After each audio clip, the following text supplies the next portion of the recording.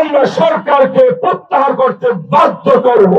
সরকারকে বলি, কর্তৃত্ববাদী হন, শক্তিশালী সরকার হন।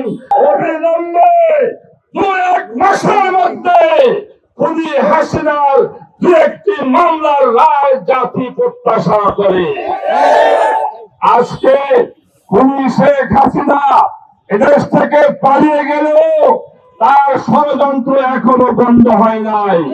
তার দোসররা, তার রেসপন্সিবলরা বাংলাদেশের বিভিন্ন জায়গাতে অবস্থান করতেছে। আজকে আমাদের বর্তমান সরকার তার দোসরদের গ্রেফতার করে শাস্তির আওতায় আনতে ব্যর্থ হয়েছে। আমরা কি দেখলাম? গত 2 দিন আগে গোপালগঞ্জে এনসিপির একটি শান্তিপূর্ণ সমাবেশে পলাতক নেত্রী শেখ হাসিনার নির্দেশে গোপালগঞ্জ যারা আওয়ামী লীগ ছাত্রলীগ করে তারা যে নেককারজনক হামলা করেছে, এই হামলার নিন্দা করার ভাষা আমাদের নাই। পরিষ্কার কথা বলি, এই বাংলাদেশে গোপালগঞ্জ নয়, সারা বাংলাদেশে কোথাও আওয়ামী লীগকে দাঁড়াতে দেওয়া হবে না ইনশাআল্লাহ। যেখানে আওয়ামী লীগ পাওয়া যাবে, ছাত্রলীগ পাওয়া যাবে, যুবলীগ, হেলমেট লীগ পাওয়া যাবে, জনগণ প্রতিরোধ করবে, জনগণ প্রতিরোধ করবে।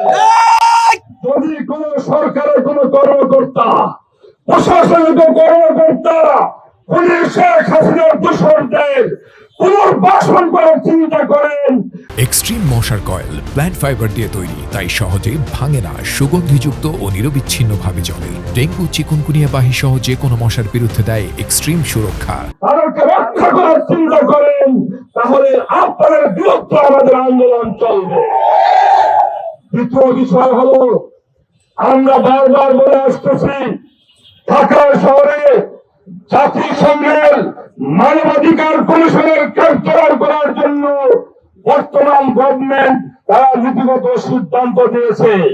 আমরা সরকারকে বলি, এখন সময় আছে, অবিলম্বে আপনার সিদ্ধান্ত প্রত্যাহার করুন। বাংলাদেশের জনগণ ঢাকার শহরে, বাংলাদেশের কোন একটি শহরে জাতিসংঘের মানবাধিকার কমিশনের কার্যালয় দেখতে চায় না, বরদাস্ত করা হবে না।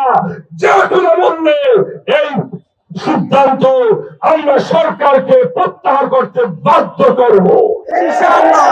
সর্বশেষ কথা হলো, আজকে সারা বাংলাদেশে চাঁদাবাজ, দখলবাজ এবং সন্ত্রাসীদের অভয়ারণ্য চলছে। পত্রিকার পর্দা খুললে, টেলিভিশনের পর্দা খুললে আমরা দেখতে পাই চাঁদাবাজি আর সন্ত্রাসবাদী। আর আওয়ামী লীগ পতন হয়েছে, তারা যেখানে চাঁদাবাজি করতো, সন্ত্রাসী করতো, তারা আজকে নাই, কিন্তু আরেকটি গ্রুপ সেখানে নিয়ে দখল করে বসে আছে।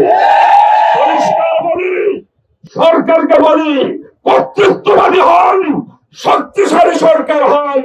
আমরা তো আপনাদের ভালো কাজের সাপোর্ট করি।